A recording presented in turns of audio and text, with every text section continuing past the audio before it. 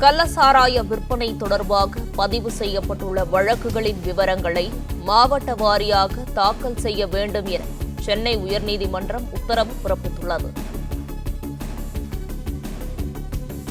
கள்ளக்குறிச்சி விஷசாராய வழக்கை சிபிஐக்கு மாற்ற கோரிய வழக்கில் தமிழக காவல்துறைக்கு உயர்நீதிமன்றம் உத்தரவு பிறப்பித்திருக்கிறது. கள்ளச்சாராய விற்பனை தொடர்பாக பதிவு செய்யப்பட்டுள்ள வழக்குகளின் விவரங்களை மாவட்ட வாரியாக தாக்கல் செய்ய வேண்டும் என சென்னை உயர்நீதிமன்றம் உத்தரவு பிறப்பித்திருக்கிறது. இதுகுறித்த கூடுதல் விவரங்களை செய்தியாளர் ஆனந்த்குமார் வழங்க கேட்கலாம். வணக்கம் ஆனந்த்குமார், இது குறித்தான முழு விவரங்கள் என்ன பதிவு பண்ணலாம்? தமிழகம் முழுவதும் கள்ளச்சாராய விற்பனை தொடர்பாக பதிவு செய்யப்பட்ட வழக்குகளின் விவரங்களை மாவட்ட வாரியாக தாக்கல் செய்ய தமிழ்நாடு அரசுக்கும் காவல்துறைக்கும் சென்னை உயர்நீதிமன்றம் உத்தரவிட்டிருக்கிறது.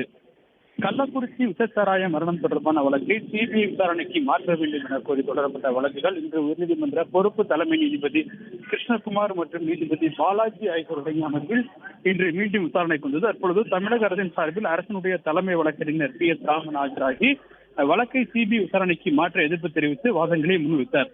அப்போது குறுக்கிட்ட நீதிபதிகள் விஷச்சாராயம் அருந்திய மருத்துவமனையில் பலர் அனுமதிக்கப்பட்ட நிலையில் இது சம்பந்தமாக மருத்துவமனை சார்பில் காவல்துறைக்கு தகவல் தெரிவிக்கப்பட்டது என கேள்வி எழுப்பினர்.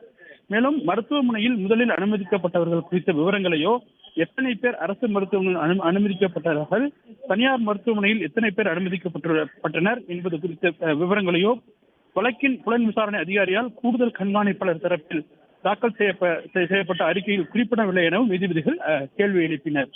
மேலும் சம்பவத்தை தொடர்ந்து மாவட்ட காவல் கண்காணிப்பாளர் சஸ்பெண்ட் செய்யப்பட்ட நிலையில் எந்த அடிப்படையில் அவரது சஸ்பெண்ட் உத்தரவு ரத்து செய்யப்பட்டது எனவும் மற்ற அதிகாரிகளின் சஸ்பெண்ட் உத்தரவு ரத்து செய்யப்பட்டது எனவும் நீதிபதிகள் அரசு தலைமை வழக்கறிஞரிடம் கேள்வி எழுப்பினர். இதற்கு பதிலளித்த அரசு தலைமை வழக்கறிஞர் முக்கிய குற்றவாளிகள் கைது செய்யப்பட்டதால் சஸ்பெண்ட் உத்தரவு ரத்து செய்யப்பட்டதாகவும் மற்ற அதிகாரிகளை பொறுத்தவரை அரசின் விளக்கத்தை கேட்டு தெரிவிப்பதாக கூறினார். தொடர்ந்து அரசினுடைய தலைமை குற்றவியல் வழக்கறிஞர் ஹசன் முகமது ஜின்னா ஆஜராகி வன்கொடுமை தடை சட்டத்தின் கீழ் வழக்கு பதிவு செய்ய வேண்டும் என கோரப்பட்டிருப்பதாகவும் அவ்வாறு செய்ய தேவையில்லை எனவும் பாதிக்கப்பட்டவர்களும் சம்பந்தப்பட்டவர்களும் பட்டியலினத்தவர்களாக இருந்தால் மட்டுமே சம்பந்தப்பட்டவர்கள் மீது வழக்கு தொடர முடியும் எனவும் தெரிவித்தார். அந்த பிரிவின் கீழ் பட்டியலினத்தவரின் எதிரான வன்கொடுமை தடுப்பு சட்டத்தின் கீழ் இந்த பதிவு செய்ய தேவையில்லை எனவும் அவர் தன்னுடைய வாதங்களை முன்வைத்தார்.